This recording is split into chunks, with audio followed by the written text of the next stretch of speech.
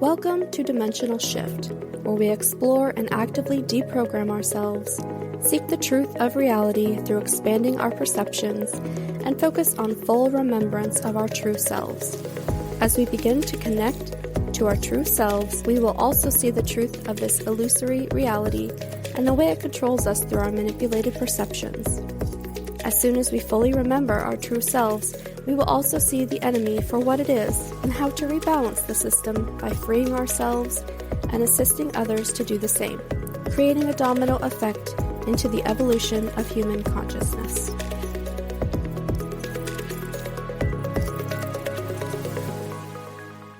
Welcome back to Dimensional Shift. It's been a very chaotic weekend as the partial solar eclipse approaches and the new moon in Scorpio approaches this week. I don't normally get too into astrology anymore, but it's interesting how the energies do sort of either affect or reflect the collective energies. Friday night, there was some weird upheaval in the collective energy. Almost like something really aggressive and uncomfortable was brought into the collective awareness or introduced. I'm still trying to understand how some of this parasitical stuff works, but something was introduced or made aware in the collective consciousness. It felt very aggressive, very angry. The collective consciousness had this weird, uncomfortable reaction. But it's been really interesting to me today, especially. I've been talking to several people on Reddit, and the theme that keeps coming up over and over and over is anger. And sometimes we're talking about it in the sense of shadow work. Some people are trying to actively release and heal it, and other people are looking to express it. And so I thought I would just take a minute, since I want to keep the podcast really relevant to what's going on with all of you. I wanted to talk about chronic emotional pain, a little bit about shadow work and what we can do about these chronic emotional states, how we can process and express these things in really safe ways that are incredibly healing. Chronic emotional pain would be something like core wounds in a certain sense. Chronic emotional pain can be related to a core wound, which would be an inherent sense of guilt or shame or unworthiness, something like that. But not all chronic emotional pain is core wound related. Some chronic emotional pain is from trauma. Some of it is from past life trauma. Chronic emotional pain is very similar to chronic physical pain, where we can't address it in the same way that we would an overwhelming feeling of, in the moment, unhappiness because our favorite chocolate bar is sold out or whatever it is. Any kind of pain is meant to be a message from your human complex to your mind that there's an issue. So acute pain would be something like you touch a flame and you learn that it's hot because it burns you. That pain helps you learn not to do it again. Chronic pain, although there is, of course, an emotional, energetic component to that, is something that has happened within your complex that you have not addressed. It's being stored there, and it's accumulating and collecting and worsening. And this is because you have not understood the message that it's trying to tell you. So if you put your hand to a flame and you didn't receive the message that it hurts and that your hand is burning, then you wouldn't remove your hand. So that message is going to keep amplifying until you understand it. The same is true with chronic emotional pain. Most of our human stories are very stuck in our emotional pain, even if we don't realize it. And this is often because, for the most part, we have not been taught how to process our emotions properly. And so we stifle the emotion, we don't express what needs to be expressed, we don't bring that message forward. And that is how we end up creating the Jungian shadow. Carl Jung was a psychologist back in the early 1900s who was extremely spiritual, very aware of how all of this works within the human complex. And he kind of put forth this idea, at least I'm fairly certain that it was him, it's normally attributed to him, of the shadow. The shadow is created when we repress and refuse to acknowledge certain aspects of ourself. So the shadow will take all of the parts of ourselves that we don't like and that we don't want to express, and it will cause them to spill out in really unfortunate ways.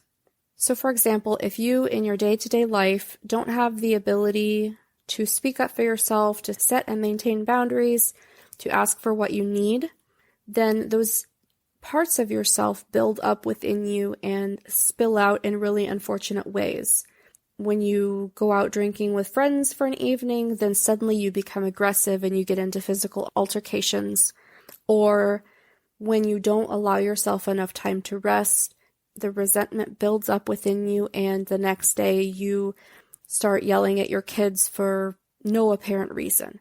These actions and reactions end up becoming cyclic. It creates the shadow that's going to express these things whether you want them to or not. So the important part when we begin processing these emotions and expressing these emotions, it's not that we need to rant and rave and sort of project all of our emotional baggage onto the world. Expression should only be used within the context of understanding what the emotion is trying to tell you. So if you're only expressing anger through whatever means, but you're not taking time to ask, why am I so angry? Or what can I do about this anger in a very practical way? Then you're going to have an unlimited source of anger within you, and you're going to keep creating situations in your life which keep you angry.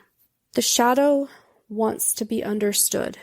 It wants nothing more than to be brought into the light and rejoined with consciousness. When we bring conscious awareness to the shadow, then we can reclaim those aspects of ourselves. We become more integrated and more balanced. So expression is important. Expression can help you process the emotion. But if you're only expressing, all you're doing is dumping energy, normally very toxic energy, into the world, into the reality, into collective consciousness. And often this is why we see suffering, creating and perpetuating suffering. So shadow work is primarily a process of self-inquiry. It is meant to integrate the repressed parts of yourself through asking yourself questions. Oftentimes, shadow work does a lot of journaling. There's a lot of meditation involved, but it's asking yourself those hard questions, and primarily the question, why? Why do I think this way? Why do I feel this? Why do I feel like this person's out to get me? Why? Once you understand the fundamentals, the machinations of whatever it is, the thought, the emotion, the pain, any of it, then you can begin to see the way to kind of do the opposite. So if you ask yourself, why am I screaming at my kids in this moment? And then you think, well, it's because I'm really, really tired. Then you could say, well, why am I so tired? Well, it's because I stayed up too late watching Netflix.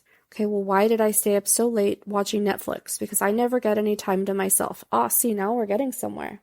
Why do I feel like I never get any time to myself? Because I don't feel like I have support in our family to get adequate rest. Why do I feel like I'm not getting the support from my family, from my spouse or my significant other? Because I'm not asking for it. Now you have the possibility of a solution. This method of asking why until you get down to the core of the issue is really vital to this process. Sometimes we talk about it being why 5 layers deep. You have to get down to the actual core. Some people call it limiting beliefs or the programming, whatever it is, the lie that you're telling yourself, where you're enabling yourself to continue with this issue. So after you come to the realization, okay, well, here's the core of the issue. I'm not asking for what I need from my significant other. Then you can go into this period of integration. And this time is sort of a resting and testing time. You're both going to get some reprieve from whatever it is the issue was, sort of like this honeymoon phase where, okay, I know what the problem is. Let's see if I can solve it.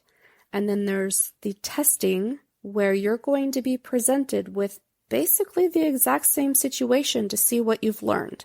If you have learned from the situation, if you have properly healed it, and you have put solutions in place and you've gotten rid of the core self-deception, then you will pass the test. So for example, if you were trying to understand and process why you were afraid to share your creative expression, your writing or your music or whatever it is, you get down to the core belief that, well, I feel like nothing I do is ever good enough, and you understand why you have believed that for so long.